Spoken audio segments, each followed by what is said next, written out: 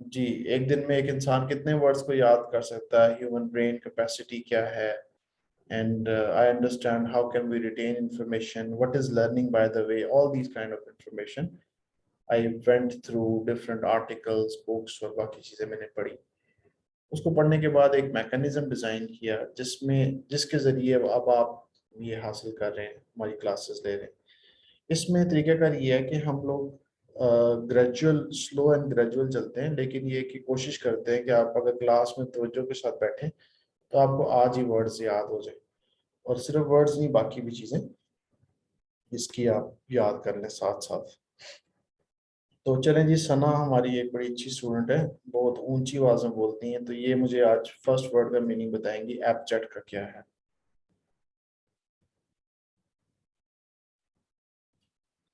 जी sir कल मैं सिर्फ 2 ही वर्ड्स सुन सकी थी, वो एक्चुअली कल मेरा नेट ठीक नहीं था सर। इसका मतलब ये है कि बिल्कुल होमलेस हो जाना, बहुत ही बुरी हालत हो किसी की। अच्छा चलें ठीक है। सर कल मेरा नेट ठीक नहीं था, मैं सही से ले नहीं सकी सेशन आपका, ना आपका ले सकी ना मैम फरखंदा का। रिकॉर्डिंग्स आ जाती हैं, वो देख लिया करें, रिकॉर्डिंग्स भी मैंने आपको सेंड कर दी थी। एनीवे, एब्जेक्ट कहते हैं बदतरीन को, एब्जेक्ट पॉवर्टी, ठीक है ना, यानी बदतरीन गुर्बत, एब्जेक्ट मिजरी, ये वर्ड्स इसके साथ हम यूज करेंगे। उसके बाद जो नेक्स्ट वर्ड है वो सबा बताएंगी, what is the meaning of auspicious. Auspicious meeting के लिए यूज होता है, खुशकिन, उम्मीद वाला, उम्मीद का साइन, होप साइन देना। देखिए, आप काफी देर से आप देख रहे हैं कि बड़े बुरे हालात हैं, अचानक कोई प्रपोजल आपके पास आता है कि जी आपको ये बिजनेस डील विन कर रहे हैं, और उसके जरिए कोई मीटिंग होती है। अब ऑस्पिशियस डील भी हो सकती है, ऑस्पिशियस इवेंट भी हो सकता है, ऑस्पिशियस मीटिंग भी हो सकती है, कि जिसमें हमें पता लगता है कि आइंदा आने वाले दिनों में कोई ना कोई खुशी की नवीद सुनाई जाए। अच्छा, जब ये ऑस्पिशियस वर्ड आएगा मीटिंग के साथ, और जिस तरह एब्जेक्ट आ रहा है पॉवर्टी के साथ, तो पॉवर्टी नाउन है और एब्जेक्ट एडजेक्टिव है, ये जेहन में जरूर रखिएगा। ऑस्पिशियस भी एडजेक्टिव है, अगर ये नहीं आप जेहन में रखेंगे ना तो फिर इसको यूज नहीं कर पाएंगे अनटिल फिर आप इसको क्रैम करें। इसलिए यू नीड टू रिमेंबर कि both of these words are. अच्छा जी, थर्ड वर्ड अबॉर्टिव है, अबॉर्टिव और अबॉर्ट। जी मिसेस मुबशर।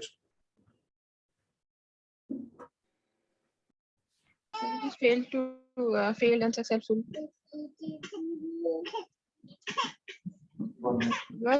ठीक है जी, ठीक है, just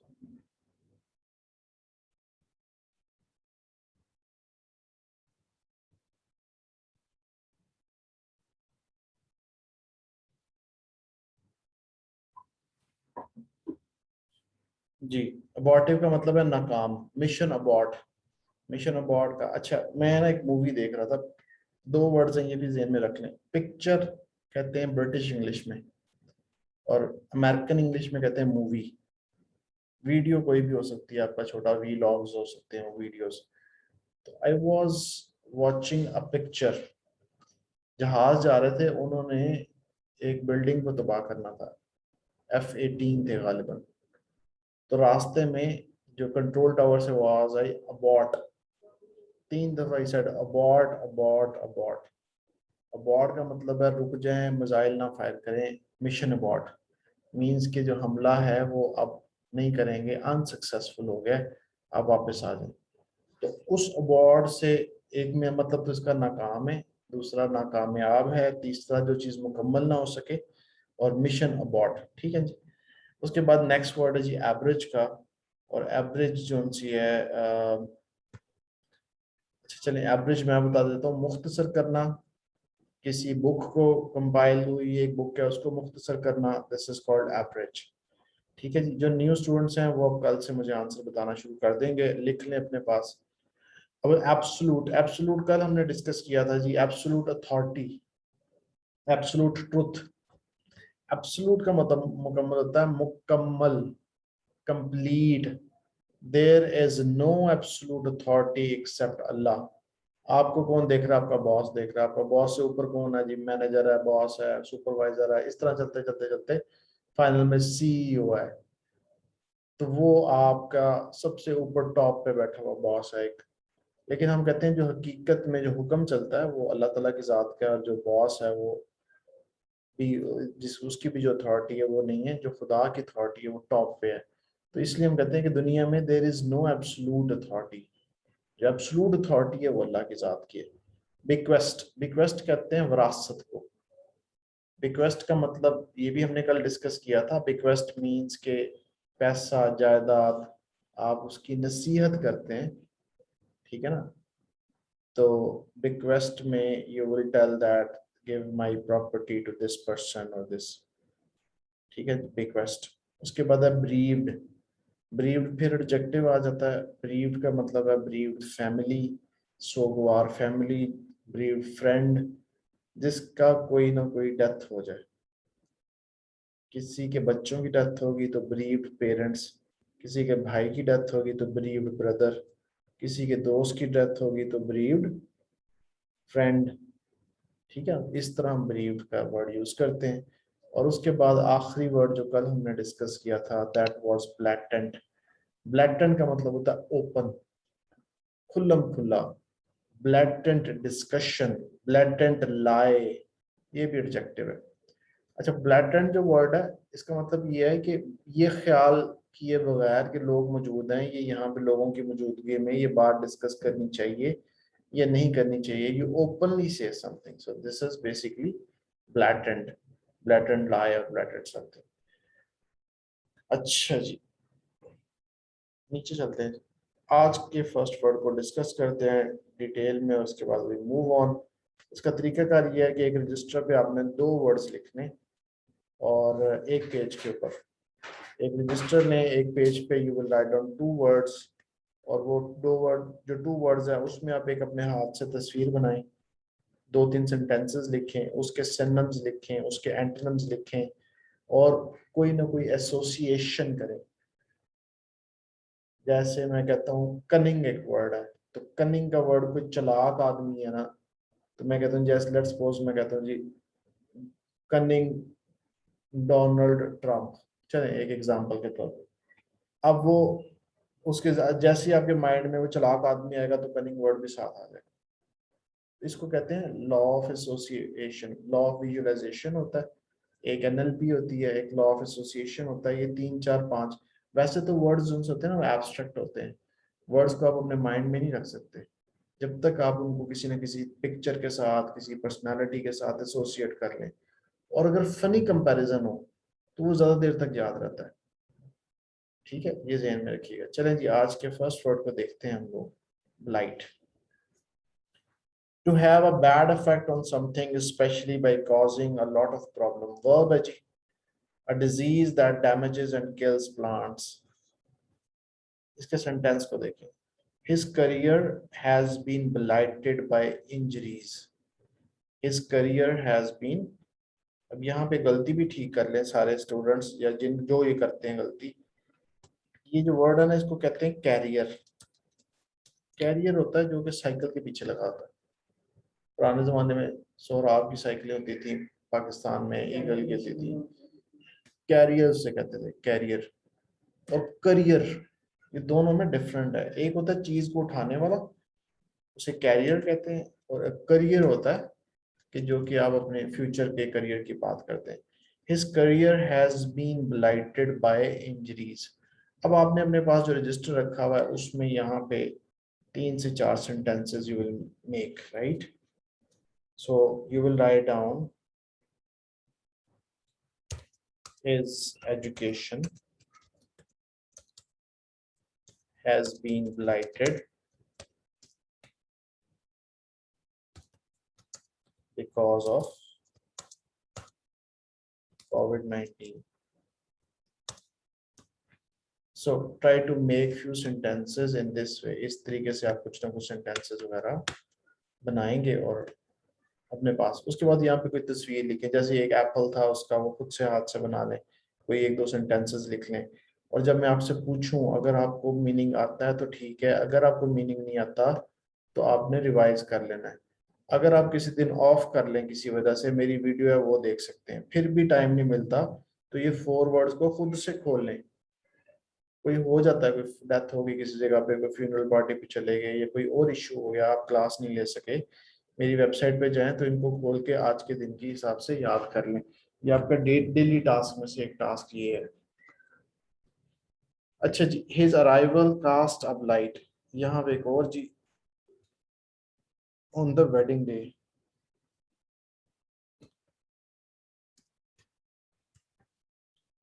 तो his arrival cast a blight, उसकी जो आमद थी उससे बड़ा प्रॉब्लम आ गई बेसिकली, ठीक है ना, डैमेज कर दिया उसने वेडिंग डे को, तो इसका एक मीनिंग डैमेज भी है। इसके अगर हम सिनोनिम्स को देखें, एक है डिके और दूसरा इन्फेस्टेशन। अब जो वर्ड है ना इन्फेस्टेशन, ये हम यूज करते हैं बैक्टीरिया इन्फेस्टेशन।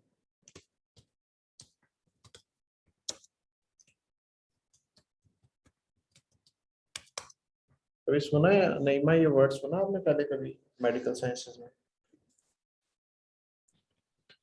जी सर, सुना हुआ है इन्फेस्टेशन।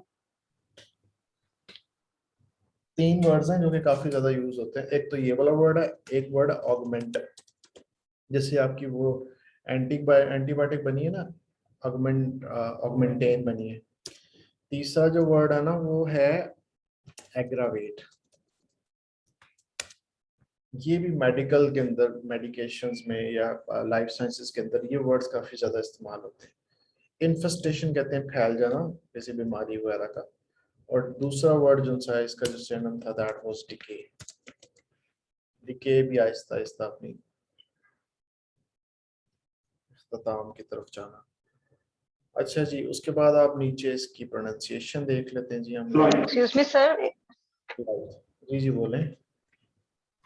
हाँ सर, मैं ना इसमें थोड़ा सा ऐड करना चाहूंगी। जो इन्फेस्टेशन है ना, आ, मुझे थोड़ा सा डाउट हो रहा था, मैंने अभी इसको गूगल में भी चेक किया। इन्फेस्टेशन जो होती है ना, ये इंसेक्ट्स जहाँ पे बहुत ज्यादा हो जाएं और उसकी वजह से कोई प्रॉब्लम हो जाए, that is called the infestation.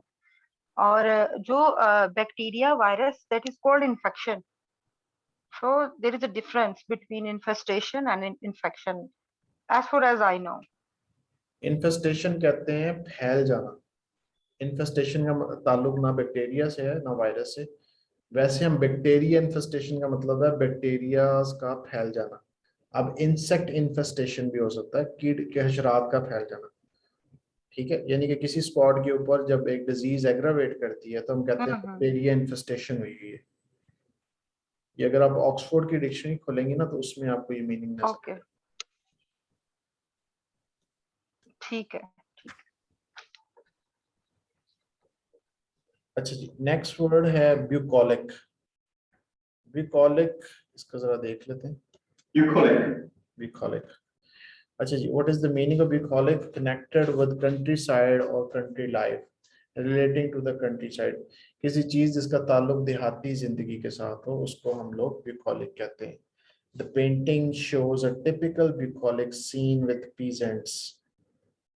Peasants किसको कहते हैं जी, सबा बताएं।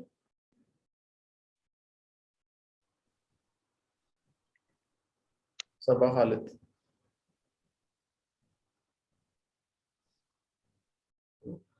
वकास आप बताएं। फिर मैं बताऊं? फिर मैंने पढ़ा था रीडिंग में। आपसे मैं क्या बताना? पीजेंट्स फिर किसको कहते किसान, फार्मर, किसान या फार्मर। हैं? हाँ जी, किसानों को या फार्मर्स को हम लोग पीजेंट्स कहते हैं। तो मैंने रीडिंग में पढ़ा था ये, चलो, तभी मुझे पता चला है। तो माशाल्लाह बहुत अच्छी बात, आप रीडिंग करती हैं। बुकॉलिक जो है इसका देहाती जिंदगी से मुतालिक, एसोसिएटेड विद विलेज लाइफ। अच्छा, ये एडजेक्टिव है, अभी इसको यूज कैसे करना है। The painting shows a typical bucolic scene, तो यहाँ पे एक वर्ड आ गया बुकॉलिक सीन, बुकॉलिक मीडोज। इन दो सेंटेंसेस को, एक कैम्ब्रिज का एक ऑक्सफोर्ड का, आपने पिक कर लेना है, इसको अपने पास लिख लें, पूरे का पूरा सेंटेंस लिखा करें और याद यूं रखना है आपने, खाली बुकॉलिक नहीं याद करना। You will try to memorise the word bucolic scene और बुकॉलिक मीडोज। अच्छा जी, मीडोज भी बताएं मुझे अब सना। हाँ, लेक्चर वालेकुम सलाम। कुछ पढ़ा। जी सना, मीडोज का मतलब इसका मतलब सर ब्यूटीफुल सीनरी तो नहीं, जो नेचर से कनेक्टेड हो? हाँ जी, तो मैं गलत नहीं? हाँ जी, बिल्कुल गलत बता रहे हैं। बाकी जो माइक जरा ऑफ कर लें। सर मैं बताऊं इसका मीडोज का? जी बताओ नीमा। सर ये होती है चरागाहें, मीडोज, जहाँ पे जानवर वगैरह चरते हैं। अपने हस्बैंड को कहना सुना किसी दिन कि आपको ना फेरी मीडोज लेके जाएं। पाकिस्तान में एक जगह है जिसे कहते हैं फेरी मीडोज। फेरी परियों को कहते हैं और मीडोज कहते हैं, यानी कि परियों की चरागाहें। पाकिस्तान में बहुत खूबसूरत एरिया है ये, शोग्रान बालाकोट वाली साइड पे ना, उसका नाम है फेरी मीडोज। तो ये मीडो का सर लेकिन बड़ी डेंजरस है, वो इतनी भी डेंजर। डेंजरस प्लेसेस हैं वेरी मीडोज। हाँ जी, हाँ जी। अच्छा जी, चले जी आगे हम लोग डिस्कस करते हैं नेक्स्ट वर्ड। बिकॉलिक हो गया जी, तो बिकॉलिक मीडोज और बिकॉलिक सीन, ये दो वर्ड्स इस तरीके से आपने याद करने। कैटलिस्ट, कैटलिस्ट के दो तीन मीनिंग्स हैं जी। कैटलिस्ट का एक मतलब ये है कि एक ऐसा सब्सटेंस जो किसी केमिकल रिएक्शन को तेज कर दे। ये जो केमिस्ट्री वाले हैं उनको पता है कि कई केमिकल रिएक्शंस फास्ट करने के लिए हम लोग कोई ना कोई सब्सटेंस यूज करते हैं, ठीक है ना। मिसाल के तौर पे मेरे एग्जैक्ट माइंड में एग्जांपल नहीं है, लेट्स सपोज पानी वाटर बॉयल हो रहा है ना, तो कोई उसमें सब्सटेंस डाल देंगे, कोई ऐसी चीज डाल देंगे तो बॉइलिंग पॉइंट उसका वो जल्दी बॉयल हो जाएगा, कम हो जाएगा। मैं एक एग्जांपल दे रहा हूँ, ठीक है।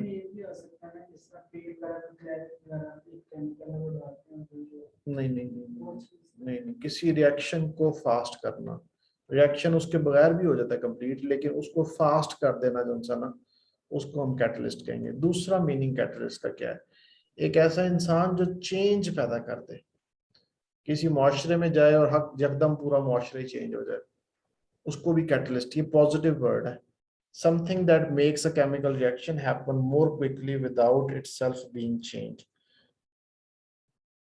उस केमिकल रिएक्शन में कोई चेंजेस भी ना आए, यानी ये नहीं कि कुछ का कुछ और ही बन जाए, रहे वो वही चीज, बस वो जरा फास्ट हो जाए। I see my role as being a catalyst for change. मैं अपने आप को देखता हूँ कि मैं एक कैटलिस्ट की तरह काम करूंगा चेंज लाने में। The high suicide rate acted as a catalyst for change in the prison system. अब ये रेट था सुइसाइड टेंडेंसी वो बढ़ गई, तो फिर प्रिजन सिस्टम के अंदर उन्होंने कहा जी हम इसको चेंज पैदा करेंगे।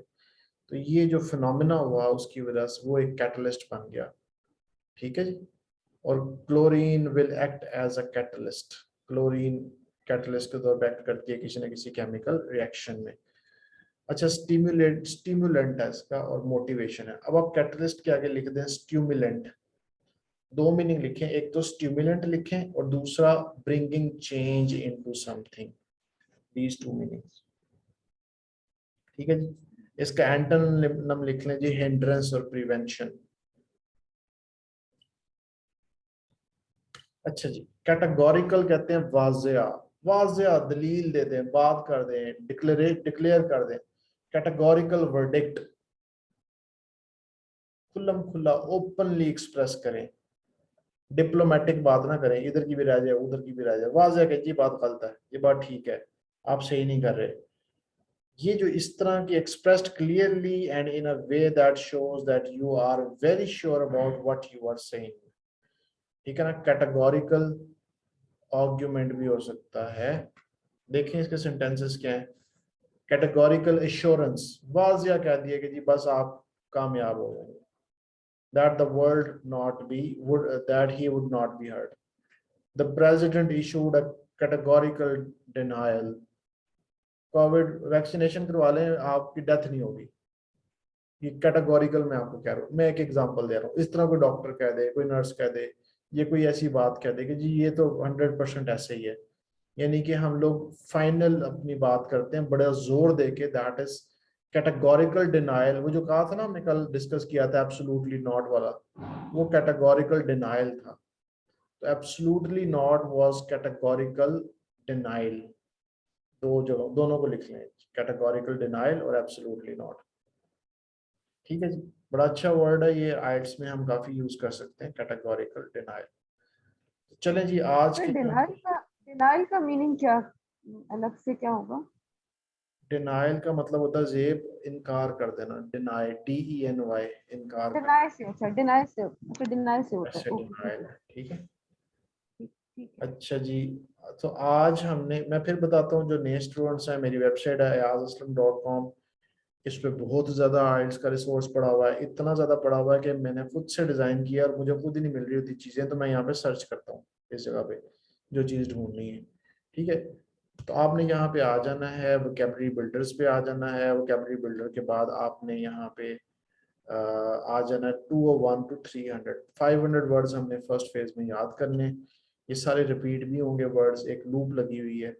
उसके बाद हम आज 12 वर्ड्स याद कर चुके हैं, और कैटेगोरिकल था वाज़िया, कैटलिस्ट था जो किसी प्रोसेस को फास्ट कर दे, बिकॉलिक सीन्स हैं, बिकॉलिक मीडोज हैं, ब्लाइट डिके के साथ है, ठीक है ना।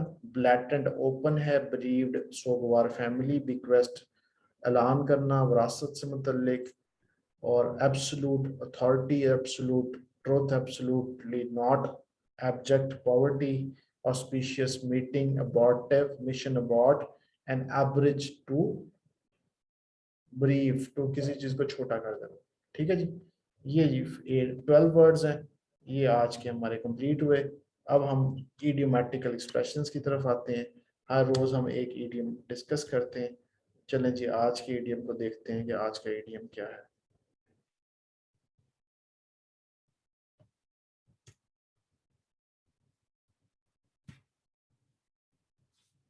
एक्सरसाइज नंबर 5 पे हम मौजूद हैं, ये भी एक बुक है एवरीडे इडियम्स के नाम से, ये हम कंप्लीट करेंगे इंशाल्लाह ताला, ये पूरी की पूरी किताब खत्म करेंगे, आप सारे के सारा ये याद करेंगे। तो